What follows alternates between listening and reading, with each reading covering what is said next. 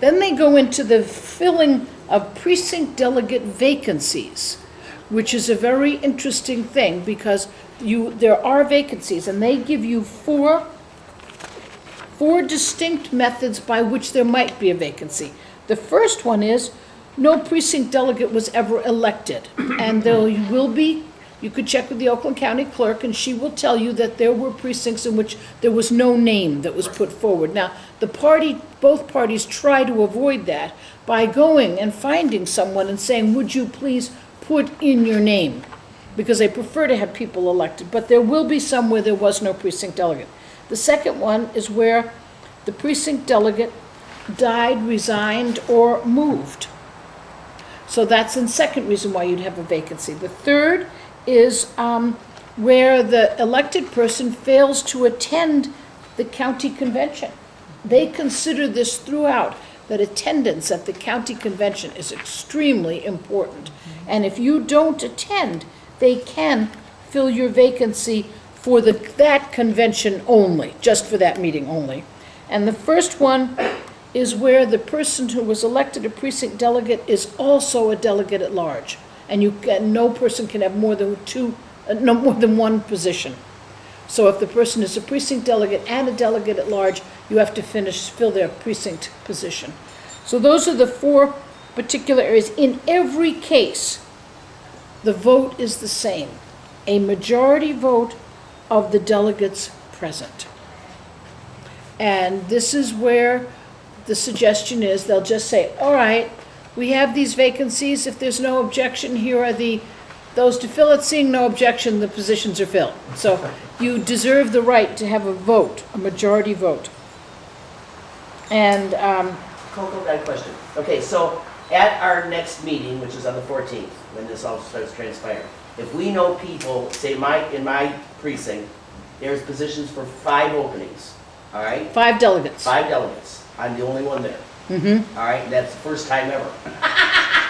So if I've got other people can they attend the meeting and then also be present there to be Yes. a delegate? Mm-hmm. So that's okay. To be elected as be a delegate by a majority. By the majority. Now, and again, that's the Oakland County rule. So you want to get your rules Right, and see if it's the okay. same. And that's for only that county convention. Right. Right. Now, Right. once that's over, then they're no longer a Well, delegate. if they're a person who is filling in for someone who has died or resigned, or where there was no one elected, or where the person is also a delegate at large, they are then for the rest of the term. okay. It's only in the case where the person's simply absent at the meeting. Because a person could have a legitimate reason for not being able to attend the county convention, so you can elect someone to fill in for them for that meeting, but they don't get filled in. Okay, so that any time then thereafter, get this clear, any time thereafter, when we have all these vacancies, St. Clair County has, like I said, 212 openings. There's only 20 filled. Mm-hmm. The rest are vacant. The whole county is vacant. Yeah. Okay? So if we knew people in those areas to attend the meeting, all right, on the convention, the convention meeting, county convention, and we vote for them, all right, then they can stay delegate till the next election. Right, right. And as, again, We didn't lose yet! and I'm just cautioning you to make sure you Oh, get yeah. your rules. Okay. Because Well, do they may- vary that much different Yes. from county to county? Okay. Yes, Coco, that also did not happen at the last Oakland County Convention, because I think there were some of us that went with the anticipation that there would be open spots, that perhaps we could get appointed to some of those spots. That did not happen. And- You did? I did too. Now, I'm not talking about the state convention, I'm talking about precinct delegate. yeah, Oh, they're really? talking about, yeah. Okay. Yeah, I got to go to state All right. resident because I just showed up in the county. No, I knew about the state convention. They filled state convention positions if you just wanted to go. I'm talking about precinct delegate positions at the Oakland County Precinct Convention. delegate, You no. could not get elected. It was just Okay. to go to the state. Yes, that's a different situation, I understand that. Yeah, so you'll want to check on how that's done. Well, I think Then- you need to ask, again, how do you bring that up in the course of the proceedings? Because if they're violating their own rules, Right. or they're just going by general assent, how do you? Point of order. Right, well, actually, before we get to that, I just commended someone on an email for raising an issue before a meeting happened. Okay. And allowing everyone to get the proper information to be prepared. Okay. I would ask this question of someone in charge in advance. Okay, I've just as in, I have just read the rules for the selection of delegates, and I noted that there are kinds of times when a person Okay. needs a, and by the way, this is, excuse me. Rule 5. It's in Rule 5. I've noticed in Rule 5 that there's a description about filling vacancies, and I'd be very interested in it. I noticed you have to be elected by a majority vote. Where in the meeting will that occur so I can be prepared? How do I get nominated? Ask the question in advance as opposed to having it happen at the time. At the time, if they don't do it, then you could raise a point of order. But it's always best to let your intentions be known beforehand. Okay. Because as you know, as I'm sure, if you know that something is going to be an issue, you're much more likely to plan to address it in advance. We'll see what happens when we look at the 3 blogs when you don't address it in advance. So I would do that. There is a list of the candidates who are delegates. There is a very important thing. The individuals who can attend, I'm on page 5, top D, can attend and participate are referenced in these rules. The county convention may not adopt or enforce any restriction on the qualifications of delegates who can attend and participate, including but not limited to the requirement that a county convention delegate must be a dues-paying member or a contributor to the county party in question. When I read something like that in bylaws, in a city charter, I always want to go find someone who's been around a long time to tell me the story that goes with a particular rule.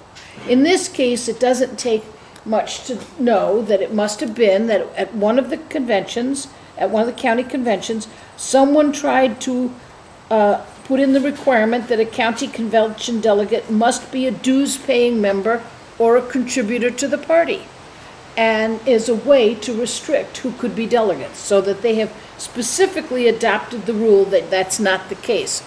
That's the kind of rule that when you get the rules for the coming meeting, you're going to want to check and make sure that that's still in there.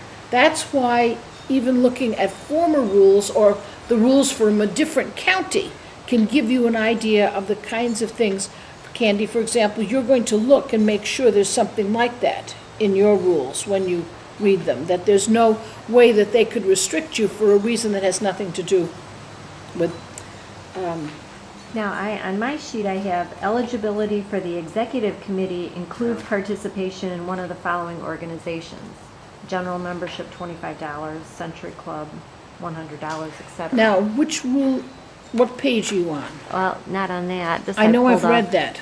Yeah, I had a You're question looking at about the that, too. bylaws. Oh, these are the bylaws? You're looking at the bylaws for elected officers. Okay. And yes, tell me what page that was, 3?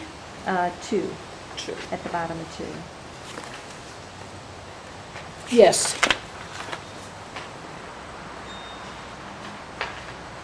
So if you want to be on the executive committee. Right. So that's on the executive committee of the party. That doesn't have anything to do here. The reference I'm reading refers just to you are being a delegate For to the delegate. county convention. Okay. Yes. Or if or later on the state convention. Okay. There's no restriction. But yes, that is true of the officers. And their reason for that is that to be an officer of a county party, you ought to have shown that you are really committed to the organization. That is also, by the way, not an unusual thing. If you're a member of many organizations, foundations, organizations that support the arts, there is many times an unspoken and now more frequently a written in the bylaws requirement that you will make a donation. And the typical wording is that you will make a significant donation. Here they've actually given you the kind of membership. And significant then is defined by your pocketbook. So for people that will vary tremendously on what their donation level might be, say to an art museum. If you'd like to be on the board of directors, significant donation to one person might be $50 into another person, it could be 5,000. So that's why they word it that way. Sometimes they tell you the actual amount.